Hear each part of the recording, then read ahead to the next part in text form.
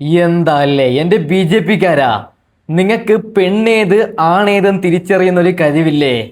അതായത് നമ്മുടെ വൈഷ്ണ സുരേഷ് കരഞ്ഞുകൊണ്ട് പറയുകയാണ്, ബി ജെ പി പ്രവർത്തകന്, ബി ജെ പിയുടെ ഒരു കൗൺസിലറ് UDFന്റെ വനിതകളെ കയറിപ്പിടിക്കുന്ന ഞെട്ടിക്കുന്ന ഒരു വീഡിയോ ദൃശ്യം ഞാൻ വെച്ചു തരാം.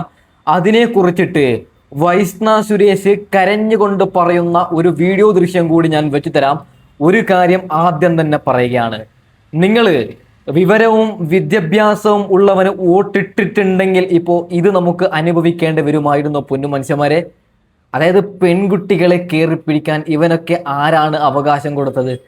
നാണമില്ലേ? ഉളുപ്പെന്ന് പറയുന്ന സാധനമില്ലേ?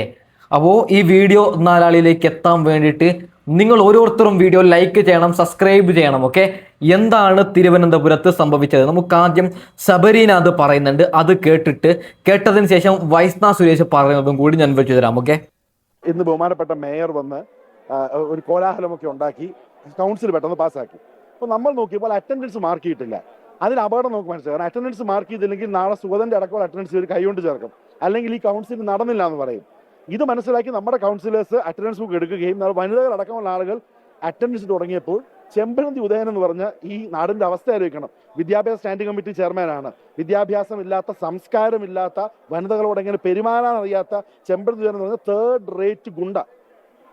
അദ്ദേഹം വന്ന് ഇവിടെയുള്ള വനിതാ കൗൺസിലർമാർ അടക്കമുള്ള ആളുകളെ ആക്ഷേപിക്കുകയും അവരെ കയറി പിടിക്കുകയും പിന്നിൽ നിന്ന് എന്നെ, നിങ്ങൾ കണ്ടതാണ്, പല ചാനലിന്റെ വിഷ്വൽസിലുണ്ട്, ചാടി എന്നെ അടക്കമുള്ള ആളുകളെ അടിക്കുകയാണ്. തിരിച്ചു കൊടുക്കാൻ അറിയാത്തതുകൊണ്ടല്ല, നമ്മുടെ മര്യാദ കൊണ്ട് ഈ സഭ ഇങ്ങനെ ആയതുകൊണ്ടാണ്. ഇങ്ങനെയാണ് കൗൺസിൽ കൊണ്ടുപോകേണ്ടത്. അവരുടെ ലക്ഷ്യം ആ മിനിറ്റ്സ് ബുക്ക് കൈക്കലാക്കി കീറുക.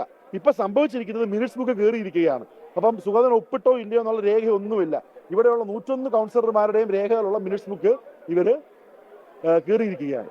പക്ഷെ ഇവിടെ അക്രമം കാണിച്ചുകൊണ്ട് മുന്നോട്ട് പോകാം. ഇതാണ് പറയുന്നത്, ഇത്തിരിയെങ്കിലും 2ാം ക്ലാസിന്റെ വിദ്യാഭ്യാസമുള്ളവരെ നിങ്ങൾ ജയിപ്പിക്കണമെന്ന്. അതായത് ബി ജെ പിക്ക് കേരളത്തിൽ, വിദ്യാഭ്യാസമില്ലാത്ത ബി ജെ പിക്ക് കേരളത്തിൽ എവിടെയും സീറ്റുമില്ല, ഒരു പണ്ടാരമില്ല. തിരുവനന്തപുരക്കാര് നിങ്ങൾ മാത്രമാണ് അവരെ ജയിപ്പിച്ചത്. വിദ്യാഭ്യാസവും വിവരവും ഒന്നുമില്ലാത്ത ചാണകം മാത്രം, അതായത് പശുവും അമ്പലം പള്ളി എന്ന് പറഞ്ഞ് മാത്രം നടക്കുന്നവർക്ക് എന്ത് പെണ്ണ്, എന്താണ്, എങ്ങനെ ഭരിക്കണം ഒന്നും അറിയത്തില്ല. ഓക്കെ, നമ്മുടെ വൈഷ്ണ സുരേഷ് കരഞ്ഞുകൊണ്ട് പറയുന്ന ആ ഒരു രംഗം കൂടി നിങ്ങൾ കേൾക്കണം. അതിനുശേഷം ഞെട്ടിക്കുന്ന മറ്റൊരു വാർത്തയും കൂടി വരുന്നുണ്ട്. അതായത് ബാബരി മസ്ജിദ് തകർത്തിട്ട് അവിടെ ഈ പറയുന്ന ക്ഷേത്രം ഉണ്ടാക്കിയിട്ട് അവിടെ നിന്ന് കൊള്ളയടിക്കുന്ന കുറേ വലിയ വിഷയമായത്, അത് ബാബരി മസ്ജിദിന്റെ ശാപം എന്ന് പറഞ്ഞിട്ട് ഒരു വീഡിയോ വന്നിട്ടുണ്ട്. ആ വീഡിയോ ഞാൻ വെച്ച് തരാം. അത് നമുക്ക് വൈഷ്ണ സുരേഷ് കരഞ്ഞുകൊണ്ട് പറയുന്ന ആ ഒരു വീഡിയോ ക്ലിപ്പ്. നിങ്ങൾ മനസ്സിലാക്കേണ്ട ഒരു കാര്യം, 400-ൽ പരം വിഷയങ്ങളുള്ള ഒരു അജണ്ടയാണ് മേയർ വന്നിരുന്ന് വെറുതെ പാസ്സാക്കി വിട്ടത്. അത്തരത്തിൽ കൂടിയ ഒരു കൗൺസിൽ യോഗം കൂടിയാൽ അവിടെയുള്ള കൗൺസിലർമാർക്ക് ആ അറ്റൻഡൻസ് ബുക്കിൽ ഒപ്പിട്ട് അറ്റൻഡൻസ് രേഖപ്പെടുത്താനുള്ള അവകാശമുണ്ട്. ആ അവകാശമാണ് ഇവിടെ നിഷേധിക്കപ്പെട്ടിരിക്കുന്നത്. ഞങ്ങൾ മര്യാദയ്ക്ക് അറ്റൻഡൻസ് ബുക്ക് എടുത്ത് സബ്സ്റ്റന്റ് എന്താ പറഞ്ഞത്? UDF കൗൺസിലർമാർ അറ്റൻഡൻസ് രജിസ്റ്റർ ചെയ്യുന്നു, അറ്റൻഡൻസ് രേഖപ്പെടുത്തുന്നു. അറ്റൻഡൻസ് രേഖപ്പെടുത്താൻ അനിതാന്റെയും ബാക്കിയുള്ള നമ്മൾ എല്ലാവരും പോകുമ്പോൾ അവര് വന്ന് ചെമ്പഴന്തി ഉദയൻ ഉൾപ്പെടെയുള്ള ആളുകൾ വന്ന് അറ്റൻഡൻസ് ബുക്ക് ബലാത്കാരമായി പിടിച്ചു വാങ്ങാണ് ചെയ്യുന്നത്. അങ്ങനെ അറ്റൻഡൻസ് ബുക്ക്, നഗരസഭയുടെ ഒഫീഷ്യൽ അറ്റൻഡൻസ് ബുക്ക് ബലാത്കാരമായി പിടിച്ചു വാങ്ങേണ്ട ഒന്നാണോ എന്നുള്ളത് ഒരു ചോദ്യം.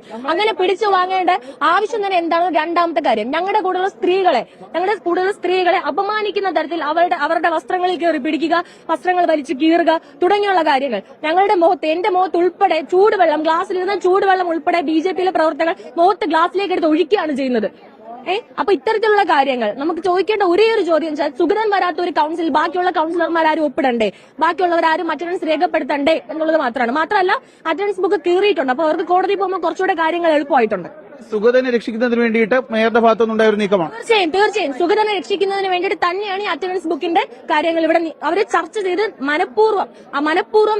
കാരണം എല്ലാവരും അറ്റൻഡൻസ് ബുക്കിൽ രജിസ്റ്റർ ചെയ്ത് വരുന്നതിന് മുമ്പ് കൗൺസിൽ പിരിച്ചുവിടണം, അപ്പൊ ആരും അറ്റൻഡൻസ് രജിസ്റ്റർ ചെയ്യില്ല എന്നുള്ളത് അവർ ചർച്ച ചെയ്ത് വന്ന കാര്യം തന്നെയാണ്. അത് അവരിപ്പോ നടപ്പിലാക്കി.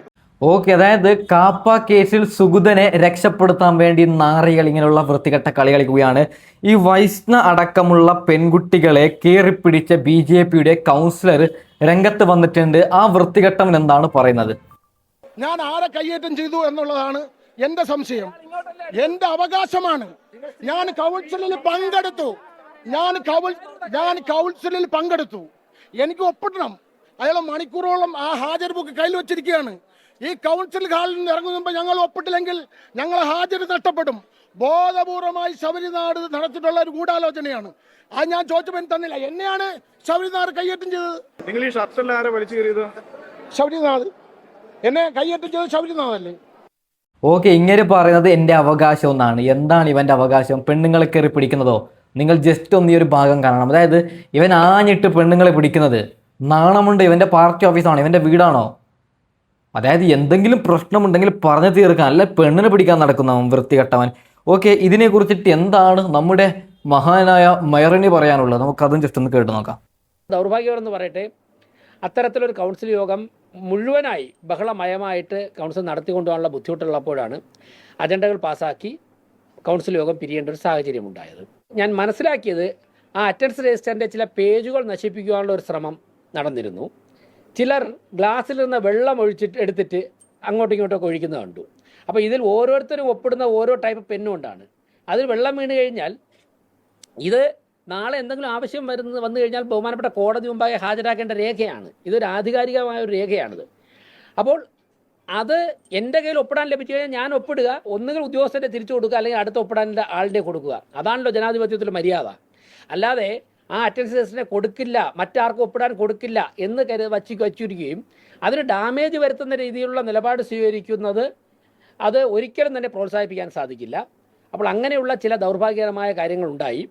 ആ സമയം എഡ്യൂക്കേഷൻ സ്റ്റാൻഡിംഗ് കമ്മിറ്റി ചെയർമാൻ ഇത് കണ്ട് രജിസ്റ്റർ നശിക്കരുത് എന്നുള്ള ഉദ്ദേശത്തോടുകൂടി അദ്ദേഹം ആ രജിസ്റ്റർ. എന്തൊരു വെളുപ്പിക്കലാണ്! ഇതിന്റെ കമന്റ് ബോക്സിൽ തെറിയോട് തെറിയാണ് രാജേഷിനോട് പറയുകയാണ്, എടാ അടുത്ത വർഷം നിന്നെ ഞങ്ങൾ പഠിപ്പിക്കാൻ. അതായത് അടുത്ത വർഷം ഒരു 10 കൗൺസിലർമാർ പോലും ജയിക്കത്തില്ല ഈ പറയുന്ന തിരുവനന്തപുരത്ത് BJP-യുടെ. അത്രയും വൃത്തികെട്ട ഭരണമല്ലേ ഇവൻ കാണിച്ചു കൂട്ടുന്നത്? അതാണ് പറയുന്നത് പൊന്നു മനുഷ്യന്മാർ, ഇത്തിരിയെങ്കിലും വിവരവും വിദ്യാഭ്യാസമുള്ളവരെ ജയിപ്പിക്കണം എന്ന് ഞങ്ങൾ പറയുന്നത് ഇത് കണ്ട് മാത്രമാണ്. ഓക്കെ പൊന്നു മനുഷ്യന്മാരെ, ബാബരി മസ്ജിദ് വിഷയത്തിൽ ഞെട്ടിക്കുന്ന ഒരു വാർത്ത വരുന്നുണ്ട്. നിങ്ങൾ ഓരോരുത്തരും അതും കൂടി കേൾക്കണം. ഓക്കെ, ഓട്ടോ ഓടിച്ചു മാത്രം 50 കോടിയിലധികം സ്വത്ത് സമ്പാദിച്ച ആളെ കുറിച്ച് കേട്ടിട്ടുണ്ടോ? അങ്ങനെ ഒരാൾ ഉണ്ടെന്നാണ് അയോധ്യയിൽ നിന്ന് വരുന്ന വാർത്തകൾ. ആധുനിക ഇന്ത്യയുടെ രാഷ്ട്രീയ ചരിത്രം എന്നത് അയോധ്യയുടെ ചരിത്രം കൂടിയാണ്. കോടിക്കണക്കിന് ഹിന്ദുക്കളുടെ അഭിമാനം എന്നൊക്കെ സംഘപരിവാർ വിശേഷിപ്പിക്കുന്ന അയോധ്യ രാമക്ഷേത്രം ഇപ്പോൾ കോടികളുടെ കവർച്ചാ കേസിൽ കൂടി ശ്രദ്ധേയമാവുകയാണ്. ഇവിടെ നിന്നുമാണ് ഓട്ടോ ഓടിച്ച് കോടീശ്വരനായ പാവം ഡ്രൈവറുടെ വിവരങ്ങൾ കൂടി വരുന്നത്.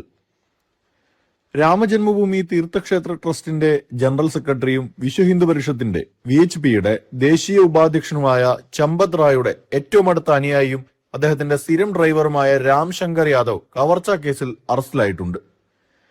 അയോധ്യയിൽ ടിന്നു എന്ന ഓമന പേരിൽ അറിയപ്പെടുന്ന ഈ രാംശങ്കർ യാദവിന് ഇപ്പോൾ അയോധ്യയിൽ മാത്രം 50 കോടി രൂപയുടെ അവിശ്വസനീയമായ ആസ്തിയുള്ളതായാണ് അന്വേഷണ സംഘം കണ്ടെത്തിയിരിക്കുന്നത്.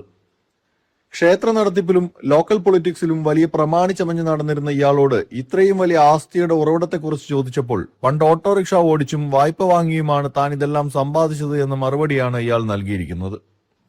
പ്രതിദിനം 1 കോടിയിലധികം രൂപ നടവരവ് മാത്രമുള്ള അതീവ സുരക്ഷാ മേഖലയായ ഈ ക്ഷേത്രത്തിലെ പ്രധാന ഭണ്ഡാരങ്ങളുടെ താക്കോൽ സൂക്ഷിച്ചിരുന്നത് ഈ പറയുന്ന ഡ്രൈവർ രാംശങ്കർ യാദവ് ആയിരുന്നു. SIT സംഘം ഇയാളിൽ നിന്ന് ക്ഷേത്ര ഭണ്ഡാരങ്ങളുടെ താക്കോലുകൾ പിടിച്ചെടുത്തിട്ടുണ്ട്. എന്നാൽ കോടികൾ കുമിഞ്ഞുകൂടുന്ന ഒരു ക്ഷേത്ര ട്രസ്റ്റിന്റെ ഔദ്യോഗിക ഭണ്ഡാര താക്കോലുകൾ എങ്ങനെയാണ് ഒരു സാധാരണ ഡ്രൈവറുടെ കൈവശം എത്തിയത് എന്ന ചോദ്യത്തിന് ട്രസ്റ്റിനോ UP പോലീസിനോ ഇതുവരെ വ്യക്തമായ മറുപടിയില്ല. മറ്റൊരു കാര്യം CCTV ദൃശ്യങ്ങളുമായി ബന്ധപ്പെട്ടതാണ്.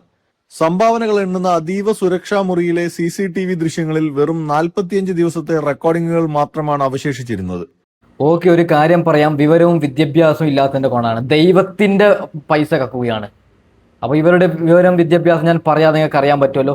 ഇനിയെങ്കിലും ശ്രദ്ധിച്ച് വോട്ടിട്ട് പൊന്നു മനുഷ്യന്മാരെന്ന് പറഞ്ഞിട്ട് തൽക്കാലം ഞാൻ വൈൻഡപ്പ് ചെയ്യുകയാണ്. Okay bye.